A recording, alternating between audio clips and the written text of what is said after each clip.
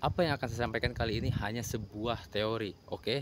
Dan tentunya ini bisa berguna buat usaha budidaya pisang teman-teman. Terus, pernah nggak selama berbudidaya pisang teman-teman mengalami hal seperti ini? Limbah bekas panenan pisang berserakan di mana-mana, baik itu daun pisang dan pelepah pisangnya. Tapi bukankah itu sesuatu hal yang wajar dan setiap petani pisang pasti mengalami hal seperti ini? Iya, itu benar ya teman-teman. Tapi dengan kondisi lahan seperti ini bisa berdampak kurang baik terhadap usaha budidaya pisang kita ya. Dampaknya apa aja sih? Yang pertama, ini bisa menghambat proses penyiraman. Nah, kalau misalkan proses penyiramannya semakin lama, maka otomatis modal yang kita keluarkan untuk melakukan penyiraman kebun pisang itu semakin besar ya teman-teman. Nah, terus yang kedua ya teman-teman, dengan kondisi lahan seperti ini rawan sekali ular teman-teman. Kenapa saya bilang seperti itu ya? Karena saya sudah mengalaminya ya. Jadi nggak sekali dua kali saya ketemu ular pada saat saya ngebersihin kebun pisangnya. Nah, meskipun nggak berpengaruh terhadap usaha budidaya pisang kita, tapi ular itu bisa mengancam keselamatan kita ya teman-teman.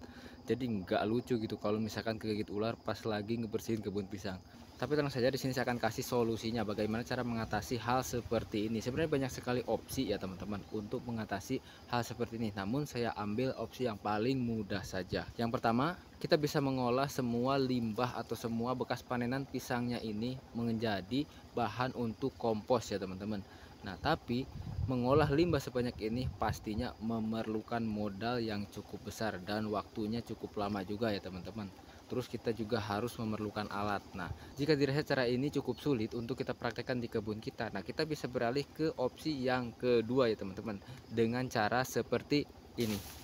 Jadi kita tumpuk si bekas panenan pisangnya itu di satu selokan, terus kita kosongkan 1 sampai 2 selokan. Terus kita tumpuk lagi di satu selokan dan kita kosongkan 1 sampai 2 selokan ya teman-teman. Nah, dengan cara ini kita bisa membuat kebun pisang kita menjadi rapi dan juga lebih terawat ya teman-teman. Dan tidak menghambat proses penyiraman. Tapi ingat, ini hanya teorinya saja ya teman-teman. Nanti akan saya lanjut prakteknya di next video.